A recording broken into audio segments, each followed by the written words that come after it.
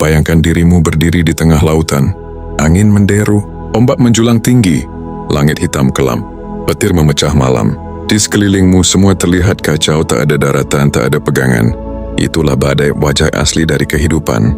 Badai itu bisa berupa hutang yang menyesakkan, janji yang tak terpenuhi, cinta yang dikhianati, rezeki yang terasa seret, atau bahkan tubuh yang tiba-tiba diguncang penyakit. Badai itu datang bukan hanya sekali. Ia akan datang berkali-kali dalam bentuk berbeda, dalam waktu yang tak pernah bisa kita prediksi.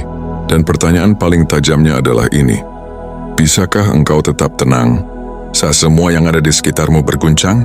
Banyak orang mengira ketenangan ada di pantai yang sepi, di rumah yang mewah, atau dalam rekening yang penuh. Padahal, ketenangan sejati justru teruji saat kau dilemparkan ke tengah badai, saat semua yang kau genggam lepas satu persatu, lalu yang tersisa hanyalah dirimu, jiwamu, dan Tuhanmu. Ketenangan terbesar itu bukan saat tidak ada masalah, tapi saat masalah menjerit di sekitarmu, sementara jiwamu masih bisa berbisik lembut, "Aku baik-baik saja, karena Allah bersamaku." Bab 1. Stoik, memandang badai sebagai guru. Filosofi Stoik yang lahir ribuan tahun lalu di Yunani dan Roma, punya satu pelajaran besar. Kita tidak berkuasa atas apa yang terjadi, tapi kita berkuasa atas cara kita merespons. Marcus Aurelius, kaisar Romawi yang juga filsuf, pernah menulis dalam Meditations, "You have power over your mind and not outside events. Realize this and you will find strength." Artinya badai di luar dirimu tidak pernah bisa kau kontrol, tapi badai di dalam pikiranmu, itulah yang bisa kau tata. Jika engkau kehilangan pekerjaan, engkau tak bisa serta-merta mengendalikan perusahaan, tapi engkau bisa mengendalikan dirimu agar tidak hancur oleh rasa cemas. Jika engkau dikhianati seseorang, engkau tak bisa mengubah hatinya, tapi engkau bisa memilih untuk tidak membiarkan racun dendam merusak jiwamu. Stoik mengajarkan bahwa badai bukanlah musuh, melainkan guru. Dari badai kita belajar sabar, kita belajar menerima, kita belajar menguatkan pilar batin. Seperti otot yang hanya bisa tumbuh ketika dihadapkan pada beban, jiwa manusia pun hanya bisa matang ketika diuji badai. Epictetus, seorang budak yang jadi filsuf besar, berkata, "It's not what happens to you, but how you react to it that matters." Bukan apa yang menimpamu yang penting, tapi bagaimana kau meresponsnya. Bab 2. Badai sebagai takdir, ketenangan sebagai iman. Lalu siapa kata Islam tentang badai hidup? Allah sudah memberi isyarat dalam Al-Quran, "Dan sungguh akan kami berikan cobaan kepadamu dengan sedikit ketakutan, kelaparan, kekurangan harta, jiwa, dan buah-buahan, dan sampaikanlah kabar gembira kepada orang-orang yang sabar." Surat Al-Baqarah ayat 95.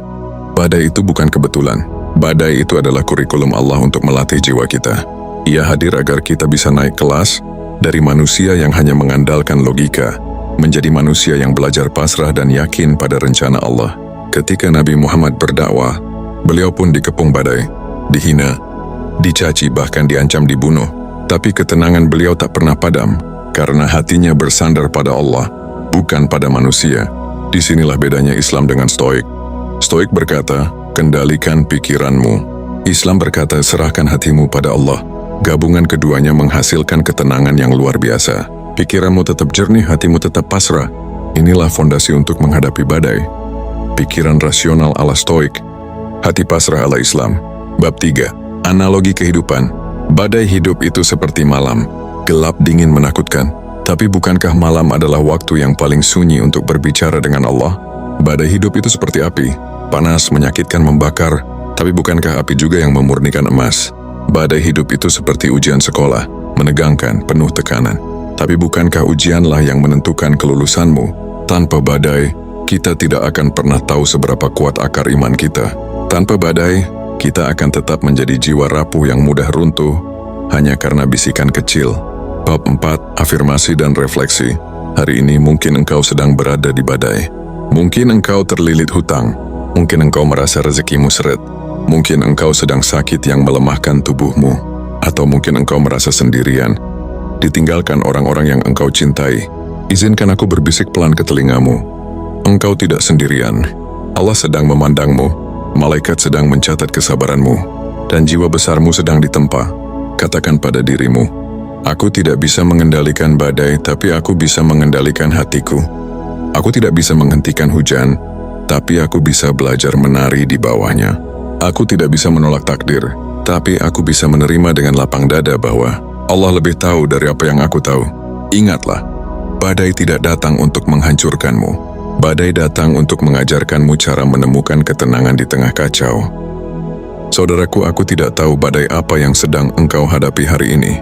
Tapi aku tahu satu hal, ketenangan terbesar bisa engkau temukan di dalamnya jika engkau berani melihat dengan mata iman. Disinilah nafas baru hadir untuk menemanimu menata ulang cara pandang, agar badai tidak lagi menakutkan, melainkan menjadi jalan pulang menuju Allah.